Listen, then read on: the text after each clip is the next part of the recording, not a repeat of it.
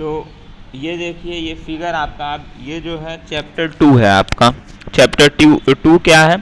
वाष्प संपीड़न निकाय, वेपर कंप्रेशन सिस्टम। ये मैंने इससे पहले जो क्लास था तो मैंने एक वीडियो आप शेयर किया था इस पे बेस, आप लोग को याद होगा, वाष्प संघनित्र पे। ठीक है, आज मैं इसको फिर से एक्सप्लेन कर रहा हूँ कि क्या कैसे ये वर्क करता है। तो इसको समझने से पहले कुछ बेसिक जो है मतलब डिटेल में बता दे रहा हूँ। पहले इसका एक बेसिक इंट्रोडक्शन में बता दे रहा हूँ कि वाष्प संपीड़न निकाय में, वेपर कंप्रेशन साइकिल में या वेपर कंप्रेशन सिस्टम का जो इंट्रोडक्शन है वो क्या होता है। इसमें जैसे जनरली आजकल जो है, जो भी हम रेफ्रिजरेटर मतलब वो कर रहे हैं, यूज़ में लेते हैं, वो सभी जो है इसी पे बेस होता है, वाष्प कंप्रेसर मतलब वेपर कंप्रेसर सिस्टम पे। ठीक है, वाष्प संपीड़न निकाय पे, चाहे वो घरेलू लेवल पे हो, डोमेस्टिक लेवल पे जो रेफ्रिजरेटर यूज़ करते हैं वो हो, कॉमर्शियल यूज़ करते हैं वो हो, या इंडस्ट्रियल लेवल पे, जिस भी लेवल पे हम यूज करते हैं रेफ्रिजरेटर, वो इसी पे बेस होता है जनरली। ठीक, वाष्प संपीड़न निकाय के ऊपर। तो यहाँ तक तो क्लियर है। अब दूसरा चीज, इसका नाम जो है वाष्प संपीड़न निकाय, वेपर कंप्रेशन साइकिल क्यों पड़ा? क्योंकि इसमें जो कार्यकारी माध्यम होता है, कार्यकारी माध्यम, जिसको हम कहते हैं वर्किंग मीडियम, जिसको एक और नाम से जाना जाता है रेफ्रिजरेंट। ठीक है, पहले चैप्टर में था रेफ्रिजरेंट, तो इसको हिंदी में क्या कहेंगे? कार्यकारी माध्यम, जिसको हम वर्किंग मीडियम कहेंगे, और रेफ्रिजरेंट को तो हिंदी में कहते हैं प्रशीतक। तो जो प्रशीतक होता है या कार्यकारी माध्यम जो होता है, वर्किंग मीडियम जो होता है, ये वाष्प होता है। ठीक है, तो वाष्प होने के कारण, अब चूंकि वाष्प के द्वारा ही ये पूरा जो है सिस्टम चल रहा है वाष्प संपीड़न निकाय का, इस कारण इसका नाम पड़ जाता है वाष्प संपीड़न निकाय। पहला चीज हो गया। दूसरा चीज, इसमें अब वाष्प में बहुत सारे प्रशीतक आएंगे, जैसे कि बुक में दिया हुआ है। मैंने एक बताया था शुरू में, नियान का भी यूज होता है, आर्गन का भी यूज होता है, फेरान का भी यूज होता है, अमोनिया गैस का यूज होता है। तो जनरली जो है अमोनिया का यूज है, और बुक में भी आपके अमोनिया को ही एक एग्जाम्पल लेके किया गया है। तो मैं एक सपोज कर ले रहा हूँ कि यहाँ जो है अमोनिया है। ठीक है, तो इसमें देखिए बेसिक चीज मैंने क्या बताया अभी, कि जितने भी रेफ्रिजरेटर है, चाहे वो घरेलू लेवल पे हो, चाहे मतलब कमर्शियल इंडस्ट्रियल जिस भी लेवल पे, वो इसी मतलब सिस्टम पर वर्क करता है, वाष्प कंप्रेसर सिस्टम पे। इसका नाम वाष्प कंप्रेसर सिस्टम क्यों पड़ा? क्योंकि इसमें जो प्रशीतक यूज कर रहे हैं या कार्यकारी माध्यम जो यूज कर रहे हैं वो वाष्प होता है, इस वजह से इसका नाम वाष्प संपीड़न निकाय है। तीसरा चीज, अब जैसे क्या कहते हैं, जो वाष्प होता है, वेपर होता है, ये अपनी अवस्था में परिवर्तन कर सकता है आसानी से। इस चीज़ को मैं इस वजह से बता रहा हूँ कि बाद में थोड़ा सा आपको आसानी होगा ये जो ग्राफ दिख रहा है इसको समझने के लिए। वाष्प जो होता है अपनी अवस्था में परिवर्तन कर सकता है। अगर उसका संघनन कराया जाए तो वो पुनः द्रव अवस्था में आ जाता है, अगर उसको वाष्पीकृत कर दिया जाए तो वो गैस अवस्था में परिवर्तित हो जाता है। ठीक है, तो इस प्रकार हम कह सकते हैं जो वाष्प होता है, जो वेपर होता है, वो अपनी अवस्था में परिवर्तन कर सकता है। ठीक है, वेपोराइज करने पे ये गैस में परिवर्तित हो जाता है आसानी से, और संघनन करने पे संघनित्र द्वारा ये इसका द्रवीकरण हो जाता है, द्रव्य में पुनः परिवर्तित हो जाता है। तो ये कैसे होता है? अभी मैंने पहले चैप्टर में बताया था थर्मोडायनेमिक्स, जो पिछले सेमेस्टर में आपने पढ़ा था, उसमें भी मैंने बताया था कि जो अवस्था परिवर्तन होता है, अवस्था परिवर्तन में क्या है, ठोस से द्रव में बदलता है, द्रव से गैस में बदलता है, यही होता है। तो यहाँ पे जो वाष्प है वो भी अपनी अवस्था में परिवर्तन कर रहा है। तो अवस्था में परिवर्तन करके वो द्रव्य में कभी आ जा रहा है, कभी गैस में बदल जा रहा है। तो यहाँ पे अवस्था में परिवर्तन कैसे होता है? अवस्था में परिवर्तन, जैसे मान लीजिए बर्फ़ है, जैसे मान लीजिए पानी है, पानी को भाप में बदलना है, तो पानी को पहले हम मतलब जो भी टेम्परेचर पे हो उसको पहले 100 डिग्री सेल्सियस तक ले जाएंगे, क्योंकि 100 डिग्री सेल्सियस ही उसका जो है बॉइलिंग पॉइंट होता है, क्वथनांक बिंदु होता है। तो वहाँ तक ले जाने के लिए पहले हम उसको उष्मा देंगे, और जैसे ही वो 100 डिग्री सेल्सियस पे पहुँचता है तो वहाँ से उसकी अवस्था परिवर्तन स्टार्ट हो जाता है। तो वो क्या होता है, वो जो अवस्था परिवर्तन होता है 100 डिग्री सेल्सियस पे होता है। अब वहाँ तापमान में परिवर्तन नहीं हो रहा है, तो तापमान में परिवर्तन न होने के कारण अब वहाँ हम अलग से, जैसे वहाँ पे अब हम ऊष्मा जो है नहीं दे पा रहे हैं, तो वहाँ पे ये जो अवस्था में परिवर्तन होता है ये एक अन्य ऊर्जा के द्वारा होता है, जिसको हम कहते हैं गुप्त ऊष्मा। ठीक, अन्य ऊर्जा यहाँ पे के द्वारा जो है एक कांस्टेंट टेम्परेचर पे अवस्था में द्रव्य से भाप में परिवर्तित हो रहा है द्रव्य। तो ये परिवर्तन किसके कारण होता है, गुप्त ऊष्मा के कारण है। तो चूंकि यहाँ पे भी वाष्प के अवस्था में परिवर्तन हो रहा है, इसका मतलब यहाँ पे भी जो है कहीं ना कहीं ये जो अवस्था में परिवर्तन हो रहा है वो गुप्त ऊष्मा के कारण ही हो रहा है। ठीक है, तो ये इसका बेसिक हो गया। अब इसके बाद जैसे मैंने फर्स्ट चैप्टर में बताया था कि वाष्प संपीड़न, सॉरी फर्स्ट उसमें चैप्टर में बताया था जो कॉन्सेप्ट ऑफ रेफ्रिजरेशन है, उसमें मैंने बताया था ना रिवर्स कार्नोट साइकिल, जितने भी रेफ्रिजरेटर होते हैं वो रिवर्स कार्नोट साइकिल पे वर्क करते हैं। ठीक है, परिवर्ती कार्नोट चक्र पे। तो यहाँ पे भी कुछ वही है। ठीक है, दूसरा चीज वाष्प संघित जो संपीड़न प्रणाली होती है, और एक और प्रणाली होती है जिस पे रेफ्रिजरेटर वर्क करते हैं। पहला तो ये आप पढ़ ही रहे हैं, वाष्प संपीड़न निकाय, वेपर कंप्रेशन सिस्टम, और दूसरा होता है वायु प्रशीतन प्रणाली, एयर कंप्रेशन सिस्टम। ठीक है, एयर कंप्रेशन सिस्टम। तो वाष्प संपीड़न प्रणाली और आपका जो है वायु प्रशीतन, एयर रेफ्रिजरेशन सिस्टम कहिए या एयर कंप्रेशन सिस्टम कहिए, इन दोनों पर जो है रेफ्रिजरेटर वर्क करता है। लेकिन इन दोनों में बेटर कौन है, अभी वो वायु वाला आगे आएगा तो आगे वो डिस्कस होगा। इन दोनों में बेटर कौन है, तो बेटर आपका होता है यही वाष्प संपीड़न निकाय। क्यों बेटर होता है ये भी जान लीजिए। बेटर, ये मैं जो अभी आपको परिचय बता रहा हूँ, इंट्रोडक्शन, ये इस फिगर में है नहीं। इस फिगर में मैंने डायरेक्ट, आप देख रहे होंगे हेडिंग, मानक वाष्प संपीड़न चक्र। ठीक है, डायरेक्ट मैंने चक्र के बारे में समझाया है। तो लेकिन उससे पहले ये थोड़ा सा बेसिक है, तो इस चीज़ को समझ लीजिए। इस चीज़ को लिखने का मुझे कोई मतलब नहीं लगा। अब मैं इसका कभी भी आज या कल में इस चैप्टर का PDF बना के भेज दूंगा, तो उसमें से आप पढ़ लीजिएगा। अब उसके बाद बेटर आपका जो है वायु संपीड़क निकाय और वाष्प संपीड़क निकाय में वाष्पीय संपीड़क निकाय बेटर होता है। क्यों होता है, इसके कई कारण हैं। पहला तो जो होता है वायु संपीड़क, ये जो वाष्प संपीड़क निकाय होता है, इसका जो है जो सिस्टम होता है, ये पूरा जो सिस्टम होता है ये क्या होता है, छोटे आकार का होता है। मतलब इसको ऑपरेट करने में, चलाने में और हर चीज़ में इसमें आसानी, इसको बनाने में जो कॉस्ट आता है, खर्चा आता है, वो भी कम होगा। तो चूंकि आकार में ये छोटा होता है तो इसमें दो चीज़ और फ़ायदा हो गया। पहला तो इसका ऑपरेट करने में, चलाने में आसानी होगी, और दूसरा इसका जो खर्चा है वो क्या होगा, वो भी कम आएगा। दूसरा इसका क्या लाभ है कि चूंकि ये जो है आपका जो है परिवर्ती कार्नोट चक्र पर काम करता है, इसका निष्पादन गुणांक जो होगा, मतलब वाष्प संपीड़न निकाय का जो निष्पादन गुणांक होगा, ये जो है वायु प्रशीतन प्रणाली के कंपैरिजन में क्या होगा, ज़्यादा होगा। ये दिमाग में रखिएगा, क्योंकि मैंने इससे पहले जो आप लोग को वीडियो दिखाया था उसमें ये दोनों चीज़ बताया गया था, वाष्प संपीड़न निकाय भी और एयर में भी। तो एयर से जो है निष्पादन गुणांक क्यों अधिक हो रहा है, क्योंकि एयर में आप देखिए जो एयर संपीड़न गैस संपीड़न निकाय में देखिए, वहाँ बहुत बड़े बड़े जो है इक्विपमेंट, बल्कि इक्विपमेंट यूज़ होते हैं, जिसके कारण वहाँ पे जो है जो आपको क्या कहते हैं प्रशीतन प्रभाव हो गया या जो किया गया कार्य हो गया, उसमें आपको जो है काफ़ी ज़्यादा जो किया गया कार्य है वो क्या होता है, काफ़ी कम हो जाता है एज कम्पेयर टू इसके वाष्प संपीड़न निकाय के।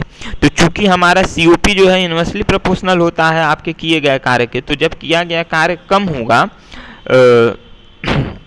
या ये कहिए किया गया कार्य कम होगा, नहीं सॉरी रुक जाओ, उल्टा बता रहा हूँ मैं, 2 मिनट सोच लेने दो।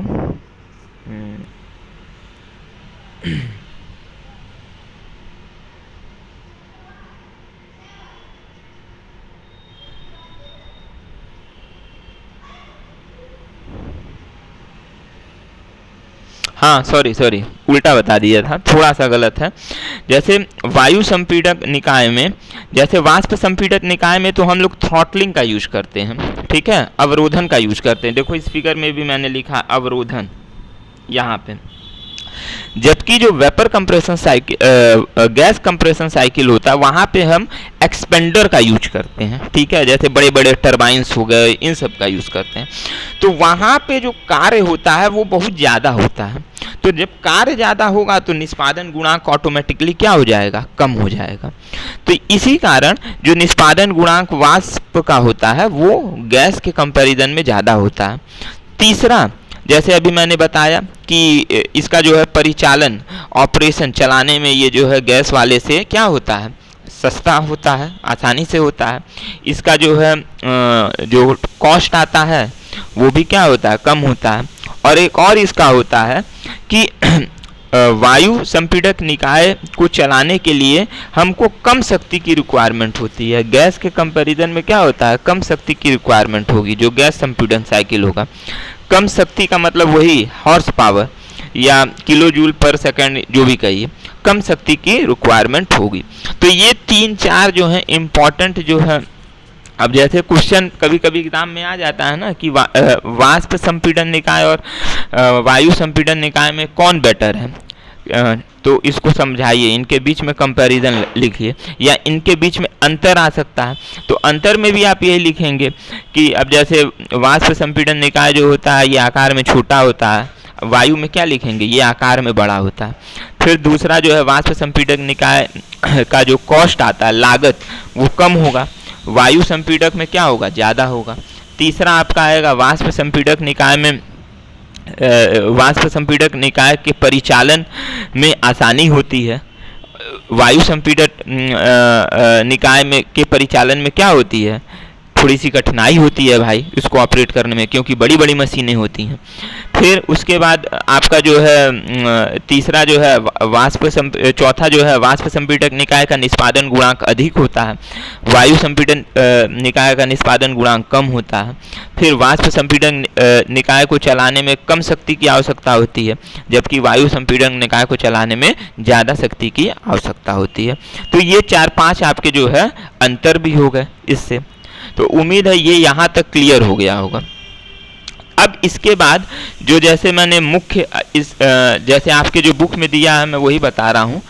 अब चूंकि वाष्प संपीड़क निकाय आप पढ़ रहे हैं, तो इसमें जो कार्यकारी पदार्थ है, संपीड़क है, वो हम क्या यूज कर रहे हैं, अमोनिया यूज कर रहे हैं। अमोनिया के अलावा फिरान भी होता है, उसके अलावा कार्बन डाइऑक्साइड और सल्फर डाइऑक्साइड भी होता है।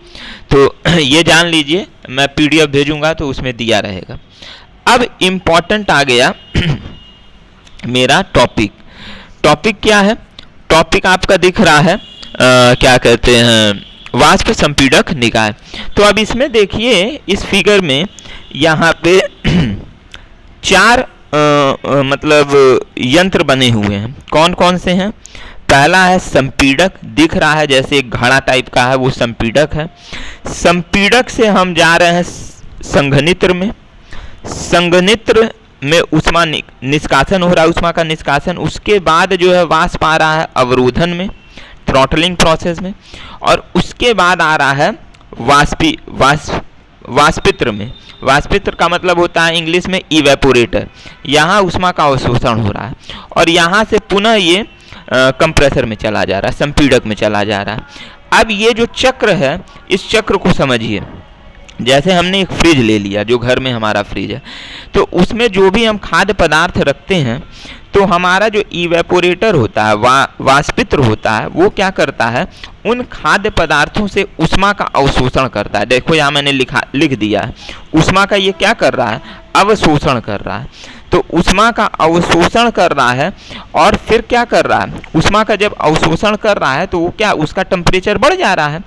तो ऊष्मा का अवशोषण कर रहा है, टेम्परेचर बढ़ जा रहा है, तो ये फिर चला जा रहा है यहाँ से संपीड़क में। ठीक है, संपीड़क में ये कंप्रेस हो जा रहा है। कंप्रेस होकर के क्या हो रहा है, अब जैसे ही कंप्रेस हो रहा है तो इसका तापमान यहाँ से तो बढ़ा ही था ऊष्मा लेने पे, यहाँ पे इसका तापमान और दाब दोनों ही क्या हो जा रहा है, बढ़ जा रहा है। ठीक, संपीड़क में। अब इसके बाद यहाँ पे जो है ये अवस्था में परिवर्तन हो गया है, वाष्प। अब जैसे ही संपीड़क से ये संघनित्र में जाता है, तो संघनित्र में क्या होता है, जैसे मैंने लिखा है ना, ऊष्मा का निष्कासन हो रहा है, ये ऊष्मा बाहर की ओर निकाल रहा है। तो इसका मतलब यहाँ पे जो है इसका क्या हो जाएगा, टेम्परेचर डिक्रीज होगा। यहाँ पे क्या होगा, टेम्परेचर डिक्रीज होगा, रिलीज हो रहा है। ठीक है, क्लियर है ना, यहाँ पे टेम्परेचर रिलीज हो रहा है। संघनित्र में कांस्टेंट प्रेशर पे, स्थिर दाब पे ऊष्मा का क्या हो रहा है, निष्कासन हो रहा है, याद रखिएगा। फिर उसके बाद, और यहाँ पे क्या था, यहाँ पे वाष्पित्र की मैं बात कर रहा हूँ, वाष्पित्र में कांस्टेंट प्रेशर पे हीट एडिशन हो रहा है, ऊष्मा अवशोषण हो रहा है, जिससे इसका ताप बढ़ गया। ताप बढ़ गया, ये फिर जा रहा है संपीड़क में, संपीड़क में इसका ताप और दाब दोनों बढ़ गया। संपीड़क से ये पुनः जब संघनित्र में आ रहा है तो फिर स्थिर दाब पर यहाँ ऊष्मा में निष्कासन हो रहा है, ऊष्मा का निष्कासन हो रहा है, जिससे कि इसका तापमान घट जा रहा है और दाब तो स्थिर है। और पुनः जब ये यहाँ से अवरोधन में आ रहा है तो इसका पुनः क्या हो रहा है, एक्सपेंशन हो जा रहा है, पुनः ये क्या हो रहा है, इसका प्रसार हो रहा है। प्रसार होने के कारण यहाँ पे क्या हो रहा है, इसके ताप और दाब दोनों में क्या होता है, गिरावट आ जाता है। और पुनः इसी प्रकार से ये चक्र जो है चलता रहता है। तो इस चक्र, उम्मीद है कि ये चक्र आपको क्लियर हो गया होगा, और इसी चक्र पे हमारा रेफ्रिजरेटर जो है कार्य करता है। पहले इवेपोरेटर के द्वारा जो है, वाष्पीकृत के द्वारा खाद्य पदार्थ से ऊष्मा अवशोषित कर ले रहा है स्थिर दाब पे, उसका तापमान बढ़ रहा है, बढ़े हुए तापमान के साथ ये संपीड़क में जा रहा है, संपीड़क में इसका ताप और दाब दोनों बढ़ जा रहा है, अवस्था में यही परिवर्तन हो रहा है।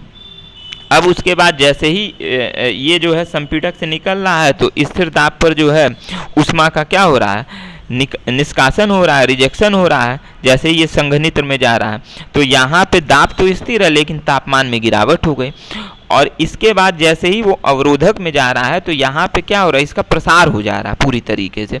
प्रसार होने के कारण इसका दाब और ताप दोनों ही में क्या हो रहा है, गिरावट हो जा रहा है पूरी तरीके से। ठीक है, और फिर ये पुनः जो है अवस्था में परिवर्तन होकर के फिर वो पुनः वाष्पीकृत में जा रहा है, फिर ऊष्मा ले रहा है और फिर वही प्रोसेस हो रहा है। तो इस तरीके से वाष्प अपने अवस्था में परिवर्तन कर रहा है लगातार, और इन चार यंत्रों के द्वारा जो है काम कर रहा है। यही जो हमारा रेफ्रिजरेटर होता है, ये आपका इसी पूरे उस पे वर्क करता है। अब इस चक्र को समझने के बाद आप ये चीज़ क्लियर हो गया होगा कि रेफ्रिजरेटर के जो मुख्य अंग होते हैं वो चार मुख्य अंग हैं। कौन कौन, देखो मैंने लिखा है। संपीड़क होता है जिसको इंग्लिश में कहते हैं कंप्रेसर, दूसरा है संघनित्र जिसको इंग्लिश में कहते हैं कंडेंसर, तीसरा है अवरोधन जिसको इंग्लिश में कहते हैं थ्रॉटल, चौथा है आपका वाष्पित्र जिसको इंग्लिश में कहते हैं इवेपोरेटर। ठीक है, तो ये चार आपके जो हैं मुख्य अंग हो गए। अब इसके अलावा अब इसमें प्रक्रम कौन कौन से हैं, प्रक्रम पहले देख लीजिए। प्रक्रम यहां मैंने इंग्लिश में लिख दिया है, इसका हिंदी में बता दे रहा हूं। प्रक्रम जैसे अवस्था 1 से अवस्था 2, मतलब ये क्या है, वो संपीड़क का है। तो संपीड़क में क्या हो रहा है, रिवर्सिबल एडियाबैटिक क्या हो रहा है, कंप्रेशन हो रहा है। देखो कंप्रेशन तो लिखा ही नहीं, रिवर्सिबल एडियाबैटिक कंप्रेशन। अब चूंकि रिवर्सिबल एडियाबैटिक है तो इसको हम क्या कहते हैं, आइसेंट्रोपिक प्रोसेस या आइसेंट्रोपिक कंप्रेसर भी कहते हैं, कंप्रेशन भी कहते हैं। यहाँ थोड़ा सा मिस हो गया है, वो कर लीजिएगा। ये कौन कर रहा है भाई, रफ करो इसको। अब यहाँ पे देखिए क्या कहते हैं, ये रिवर्सिबल एडियाबैटिक को हिंदी में क्या कहते हैं, प्रतिवर्त रुद्धोष्म संपीड़न, ठीक है। और आइसेंट्रोपिक को वो सम ट्रॉपिक कहते हैं ना शायद हिंदी में, जो भी हो देख लीजिएगा। अब दूसरा अवस्था जो है अवस्था 2 से अवस्था 3, तो ये संघनित्र में है। तो संघनित्र में क्या हो रहा है, मैंने बताया था कांस्टेंट प्रेशर हीट एडिशन, यानी स्थिर दाब पर ऊष्मा का निष्कासन हो रहा है संघनित्र में, ठीक है। फिर उसके बाद तीसरे से चौथे में क्या हो रहा है, तीसरे से चौथे में अवरोधन हो रहा है। तो मैंने डायरेक्ट लिख दिया थ्रॉटलिंग प्रोसेस या एक्सपेंशन प्रोसेस या आइसेंथैल्पिक प्रोसेस। थ्रॉटलिंग, एक्सपेंशन का मतलब प्रसार हो रहा है, क्या हो रहा है, प्रसार हो रहा है, या इसको हम कहते हैं आइसेंथैल्पिक प्रोसेस।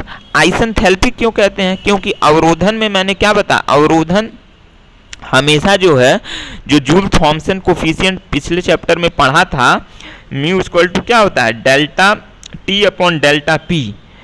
ये कब होता है, जब आपका इंथैल्पी क्या होता है, स्थिर होता है। तो इंथैल्पी स्थिर होने के कारण इसका नाम क्या पड़ गया, आइसेंथैल्पिक, ठीक है। और थ्रॉटलिंग प्रोसेस ये दिमाग में रखिएगा,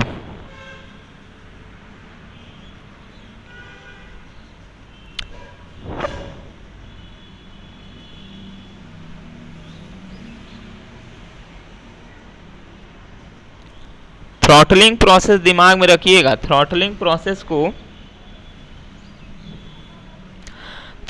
प्रोसेस एक इरिवर्सिबल प्रोसेस है, अप्रतिवर्त होता है। ये बड़ा इंपॉर्टेंट है, अप्रतिवर्त। थ्रॉटलिंग प्रोसेस क्या होता है, अगर हम थ्रॉटलिंग नहीं लिखते तो इसको लिखते इरिवर्सिबल एडियाबैटिक प्रोसेस। या तो आप इरिवर्सिबल एडियाबैटिक प्रोसेस लिखिए, अप्रतिवर्त रुद्धोष्म प्रसार लिखिए, या थ्रॉटलिंग भी अगर लिख देंगे, अवरोधन भी लिख लेंगे तो काम चल जाएगा।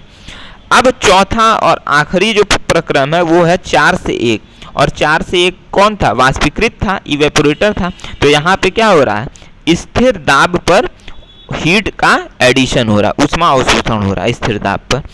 तो ये 4 आपके प्रक्रम हैं।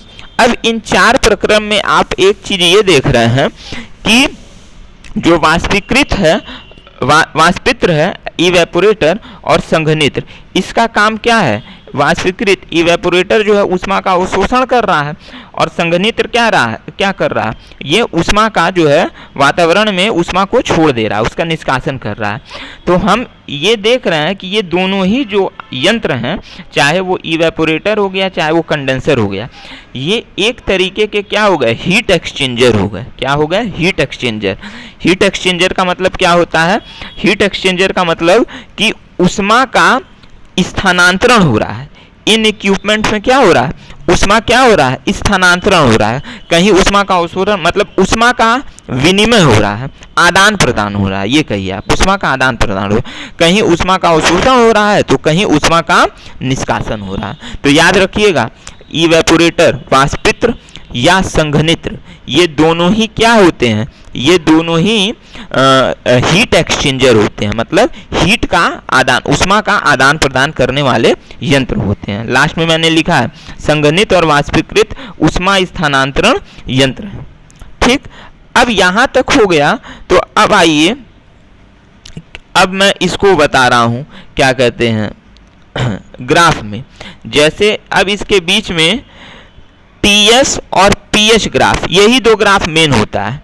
टीएस का मतलब क्या होता है, ताप और एंट्रोपी, ताप और एंट्रोपी के बीच ग्राफ, और दूसरा क्या है आपका दाब और इंथैल्पी के बीच में ग्राफ। इसके अलावा मैं एक तीसरा ग्राफ भी बना दिया है, दाब और आयतन में ग्राफ, लेकिन मेनली ऊपर ही वाले 2 ग्राफ हैं। अब जैसे टीएस ग्राफ देखिए, टीएस ग्राफ में मैंने प्रक्रम इस वजह से पहले बता दिया कि आपको समझने में आसान हो कि अवस्था 1 से अवस्था 2 क्या है, रिवर्सिबल एडियाबैटिक प्रोसेस, और रिवर्सिबल एडियाबैटिक प्रोसेस को हम आइसेंट्रोपिक कहते हैं। तो यहाँ देखो 1 से 2 पे हमारा एंट्रोपी क्या है, स्थिर है।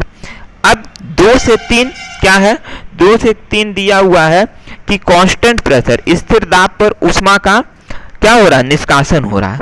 तो यहाँ पे स्थिर दाब है, तो स्थिर टीएस डायग्राम में स्थिर दाब को हम ऐसे ही बनाएंगे, 2 से पहले नीचे करेंगे क्योंकि इसके ताप में भाई ऊष्मा का निष्कासन हो रहा है, तो इसका मतलब क्या हुआ, ताप में कमी आ रही है, तो ताप में कमी आ गई। और फिर यहाँ क्या हो रहा है, कांस्टेंट प्रेशर लाइन है। ये जो आप थर्मोडायनेमिक्स में इस तरह का ग्राफ पढ़े होंगे, उसमें प्योर सब्सटेंस वाले में, प्योर सब्सटेंस ऑफ थर्मोडायनेमिक्स में जो शुद्ध निकाय 5वां चैप्टर था, जिसमें आपका जो है वो था मोरियर चार्ट वोल्ट था, तो उसमें पढ़े होंगे। ठीक है, अब ये जो सीपी मैंने लिखा है, इसको क्या कहते हैं, क्रिटिकल पॉइंट कहते हैं। इसके लेफ्ट हैंड साइड में क्या होता है, लेफ्ट हैंड साइड ये जो तीसरा जो 3 अंक मैंने यहाँ लिखा है, ये जो आपका लाइन है इसको क्या कहते हैं, लिक्विड लाइन कहते हैं। और इसके राइट हैंड साइड में सीपी के, इसको क्या कहते हैं, भाप मतलब वाष्प लाइन कहते हैं। ठीक है, मतलब इसके इधर जो है जो आपका लेफ्ट साइड में है ये लिक्विड होता है, और इसके राइट साइड में जो होता है वो वेपर होता है, भाप होता है। और बीच में क्या होता है, सॉरी इसके राइट साइड में क्या होता है, गैस होता है, और बीच में क्या होता है, लिक्विड प्लस आपका जो है वेपर होता है। मतलब ये जो बीच का जो है, इस पहाड़ के जो बीच वाला हिस्सा है, ये वेपर वाला पोर्शन होता है। तो 2 से 3 पे क्या होता है, कांस्टेंट प्रेशर हीट एडिशन हो गया। अब 3 से 4, तो 3 से 4 क्या है, इरिवर्सिबल प्रोसेस है। तो थ्रॉटलिंग प्रोसेस क्या होता है, इरिवर्सिबल एडियाबैटिक प्रोसेस। इसी वजह से इसको मैंने डॉटेड लाइन से दिखाया है। ठीक है, और चूंकि यहाँ एक्सपेंशन हो रहा है, यानी ताप में क्या हो रहा है, गिरावट हो रहा है, ताप में गिरावट हो रहा है। ठीक है, ताप और दाब दोनों में गिरावट होगा। यहाँ पे भी देखिए, देखो यहाँ 3 से 4 में दाब में गिरावट हो रहा है, ये पी ग्राफ है ना, दाब में भी गिरावट है, ताप और दाब दोनों में गिरावट होगा। और 4 से 1 पे क्या हो रहा है, 4 से 1 आपका जो है कांस्टेंट प्रेशर हीट एडिशन। तो कांस्टेंट प्रेशर, ये लाइन कांस्टेंट प्रेशर हो गया और हीट एडिशन हो रहा है। तो 4 से 1 पे क्या हो रहा है, टेम्परेचर जो है हीट एडिशन हो रहा है कांस्टेंट प्रेशर पे। देखो पी पे कांस्टेंट प्रेशर हीट एडिशन, यहाँ पे तापमान क्या हो जाएगा, फिर धीरे धीरे बढ़ने लगेगा। तो ये आपका टीएस डायग्राम है।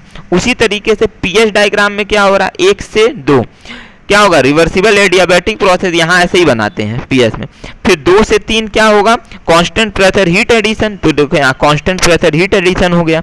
3 से 4 क्या हो गया, थ्रॉटलिंग प्रोसेस, यहाँ पे भी एक्सपेंशन हो रहा है। तो यहाँ देखिए प्रेशर और तापमान दोनों घट गया। और ये आइसेंथैल्पिक प्रोसेस होता है, तो यहाँ देखो H क्या होता है, इंथैल्पी है, तो कांस्टेंट इंथैल्पी। ठीक है, और 4 से 1 क्या हो गया आपका, कांस्टेंट प्रेशर हीट एडिशन। ठीक है, कांस्टेंट प्रेशर हीट एडिशन। तो ये ग्राफ हो गया। उसी तरीके से पीवी डायग्राम में भी ज़्यादा अंतर नहीं है, बस यहाँ थोड़ा सा कर्व में है। पहले से दूसरे में जाएंगे तो हल्का सा स्लाइड झुका हुआ है, यही रिवर्सिबल एडियाबैटिक प्रोसेस है, हीट कंप्रेशन। 2 से 3 पे वही कांस्टेंट प्रेशर हीट रिजेक्शन। 3 से 4 पे आपका वो इरिवर्सिबल या थ्रॉटलिंग प्रोसेस है, एक्सपेंशन। और 4 से 1 आपका पुनः जो है कांस्टेंट प्रेशर हीट एडिशन हो जाएगा। तो ये उम्मीद है आपको ग्राफ जो है क्लियर हो गया होगा। ठीक है, तो आज मेरा मोटिव केवल यही ग्राफ समझाना था। अब इसके बाद जो आपका आएगा उसमें कैसे सीओपी निकालते हैं, और इस पर्टिकुलर जितने भी इसके मुख्य पार्ट हैं, चाहे वो संपीड़क हो गया, चाहे संघनित्र हो गया, चाहे अवरोधन हो गया, चाहे वाष्पित्र हो गया, इसके बारे में हम अलग से एनालिसिस करेंगे। ठीक है, तो आज उम्मीद है यहाँ तक क्लियर हो गया होगा। तो आज के लिए इतना ही रहने दो। ठीक, चलिए फिर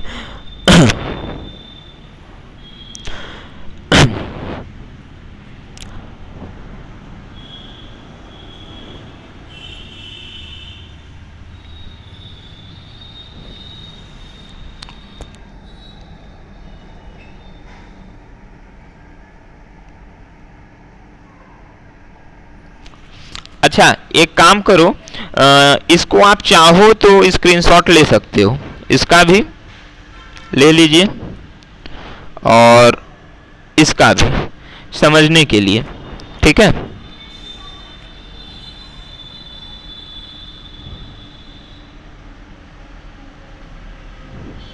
हो गया। चलिए, अब आज के लिए बेसिक हो गया और ये थोड़ा सा आपका जो है इंट्रोडक्शन हो गया, ठीक है।